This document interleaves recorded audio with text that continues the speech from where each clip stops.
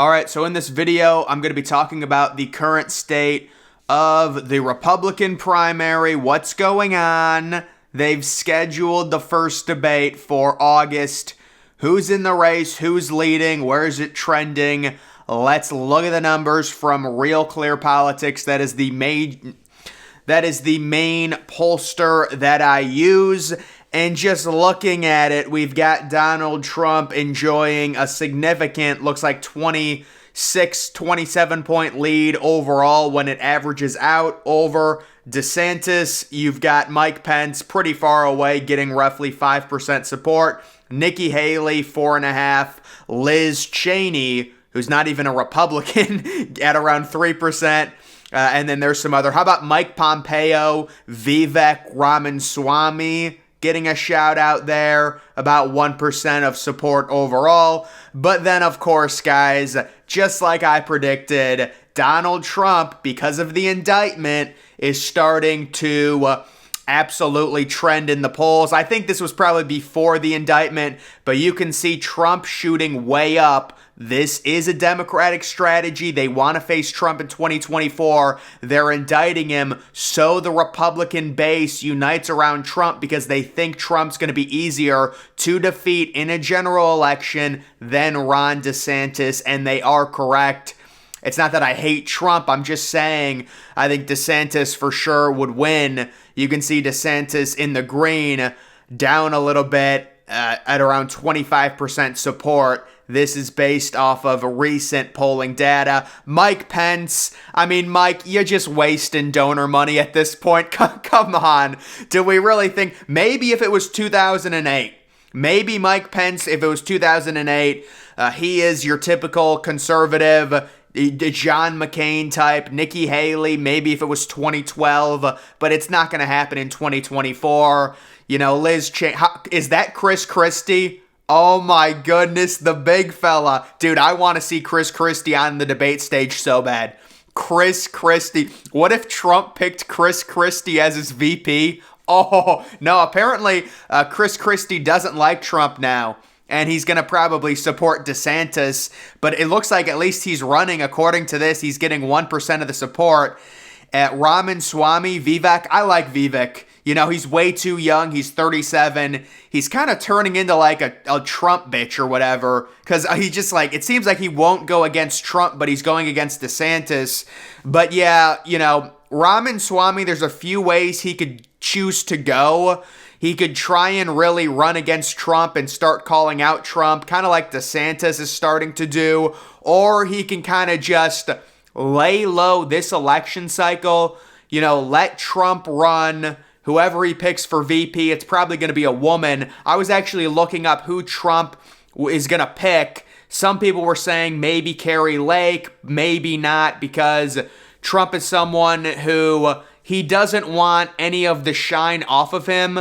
And there's some thought that maybe Carrie Lake could take some of the attention. It would just be an amazing ticket. Donald Trump and Carrie Lake coming into election night, guns blazing, ready with all of the voter fraud, the mail-in ballot voter fraud stuff. But yeah, that would be crazy. Imagine Taylor Greene. Oh my goodness. Trump and I would love to see that if he chose her. But the thought right now is for Trump's VP, he's going to choose some conservative woman who's like a low-key conservative, but a woman. That's the current thought right now for Trump's VP. And then you can just see some of the other candidates there. Mike Pompeo, he's just burning money. Nikki Haley, burning money. Glenn Youngkin, he had a really good win in Virginia. But he's sitting around half a point support right now. What it is, guys, it's Trump, DeSantis. That's all. That's what it's going to come down to. The Democrats know it. The Republicans know it. The Democrats are already interfering with this primary. let's be honest, guys. It's a fake indictment against Trump. Everyone knows it's crap. Democrat strategists admit it's ridiculous. Biden's done worse stuff. They admit it. They're doing it because they want full support around Trump, because they're afraid of DeSantis. A lot of Democrats are afraid of DeSantis in the general election because he would pretty much annihilate Joe Biden. All right, so this is just something funny This was back in 2016. I saw a little link to it, so I wanted to look at it. Do you guys remember back in July of 2015, Jeb Bush in the green leading the field, the dynasty, the Bush dynasty? Dude, Jeb Bush lost, like, he was the worst candidate possible. And what did he have, like $100 million donated to his campaign? Please clap. Jeb. And then Trump just skyrockets. And then how about Ben Carson, the Carsony kid? I remember Ben Carson trending in the polls and like having a good debate. He actually like slightly passed Trump. I don't remember him passing him, but according to Real Clear Politics, he actually did pass him. And then really, to me, this doesn't even accurately represent, like, after a certain point, Trump was just up by so much over everyone else. I didn't even realize Cruz was that close to Trump, but it really didn't matter at that point. And then we do have a New Hampshire poll. Trump up pretty big by 13 in that for the primary, and then also Trump up by 29 in that general primary poll. Getting to the betting right now. So the betting is a little bit more close, and that's not surprising. Basically, these numbers, I would say it means like Trump has a 45% chance. DeSantis is at a 36% chance. Nikki Haley at a 6% chance. Tim Scott, 5% chance. And so forth. You can see Mike Pence all the way down at a 3% chance there. It's really, it's Trump, DeSantis. Maybe someone else, makes a run. I can't see Nikki Haley making a run. She just seems like too much of a token conservative. That's really not going to work. I mean, we're in a full, like, culture war, and that's what appeals so much to people with DeSantis and Trump.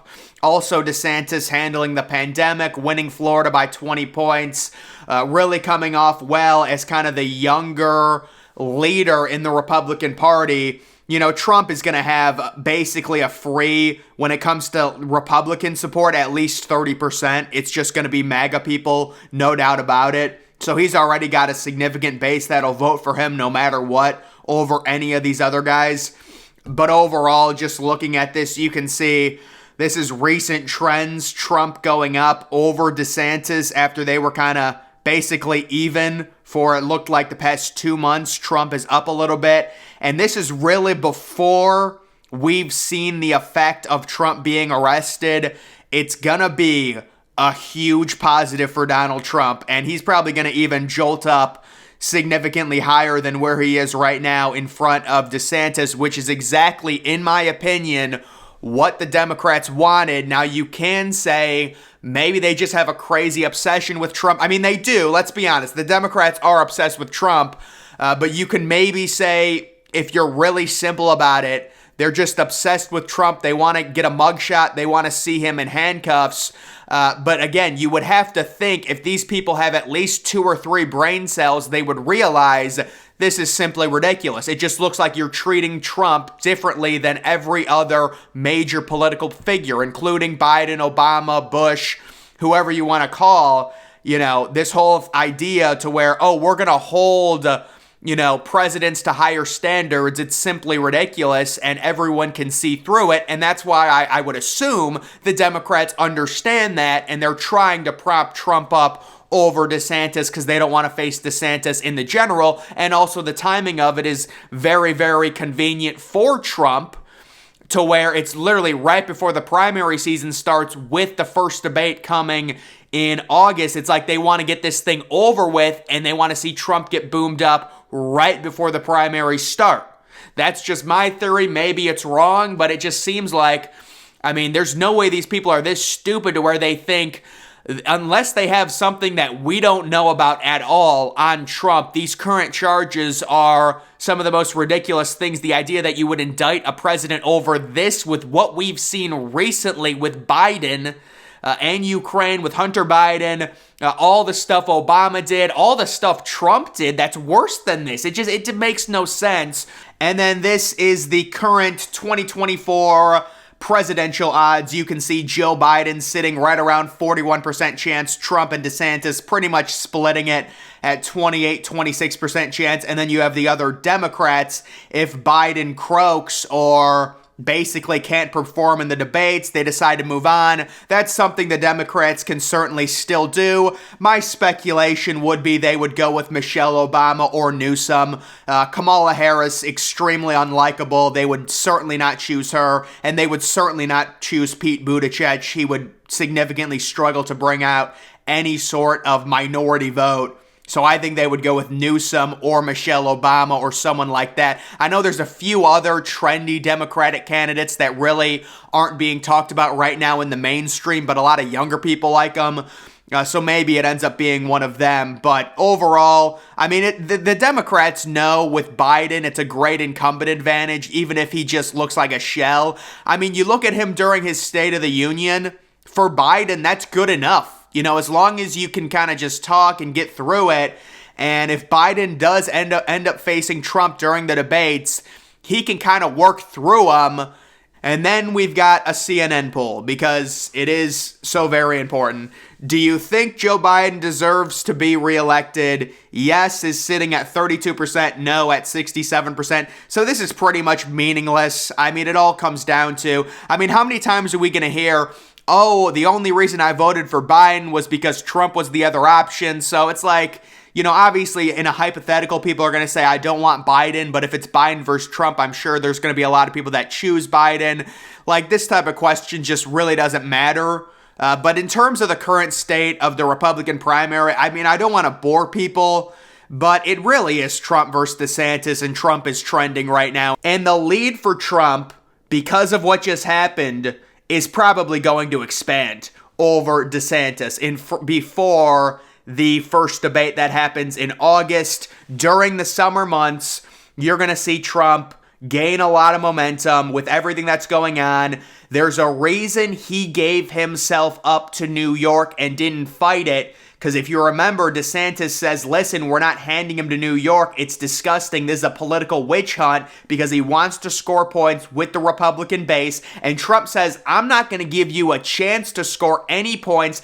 I'm turning myself into a martyr. I'm having my kids tweet out that, oh my God, look at me on the streets of New York. Look at what they're doing to me. It's so disgusting. This is all political strategy, right? And if you're a Republican, you have to realize that, yeah, they want to face Trump because there's a lot of independent people that just refuse to vote for Trump. And even if Trump somehow is able to win, it's always a very narrow path. With DeSantis, you've got Florida for free, and you can go from there. Having Florida for free is just so important. I mean, if DeSantis is going to win Florida by 20 points, he's not losing. Like, DeSantis in a general election, Florida is not a swing state. It is a heavy Republican lead, and they hate that. That's why they're doing everything. They're going crazy. They're arresting Trump because they're so afraid. In my opinion, maybe they're just obsessed with Trump, but to me, it seems rather obvious that there's a little bit of a bigger thing going on. So yes, Trump is trending. The Democrats are helping Trump in the Republican primaries because they want to face him, in my opinion. Could any outsider possibly make this a race? I mean, again, the guy that I like, Ramaswamy, it kind of seems like he's kissing up to Trump. I really haven't seen him say anything negative about Trump. I like Ramaswamy a lot. He's way too young. There's just no way at age 37. That's kind of what I think Ben Shapiro is doing. Ben Shapiro, I'm guessing, and this is just me, saying something. He didn't say this, I don't think. I think Ben Shapiro wants to run for president, but he realizes, listen, let's let this Trump thing go. This is Trump's last hurrah. He's 77, 76 years old. If he loses, the Republicans are going away from him. Let's say he wins the primary, loses the general. The Republicans are done with Trump no matter what. He's too old. He's lost too many times. They're moving on. Ben Shapiro realizes he's too young right now, in his 30s. But this is actually pretty good by Vivek to get his foot in the door in the Republican Party. I know he's really rich, and that might turn people off. But, I mean, look at Trump, for example, worth $2 billion, and he ends up being the president. So, I just want to see all these guys get on the debate stage, especially Chris Christie. Personally, he's a favorite of mine. And I want to see Donald Trump I want to see Ron DeSantis and Chris Christie unite and form a super duo and have Chris Christie be Ron DeSantis. No, I'm sure DeSantis, if he had to pick a VP, it's going to be a woman. Probably like a power Republican woman. It's not going to be any Republican women that has to do with voter fraud. Like, it's not going to be Taylor Greene or Carrie Lake. I can guarantee you that. But it's going to be like a woman. Trump is the same way. They're going to go for a woman, I'm guessing. But, I mean, listen, we'll see. Either way, that's going to do it for this video. Make sure you're following me on Twitter. Link to that's always in the description. I'm, of course, the Depressed Ginger. Thank you for watching.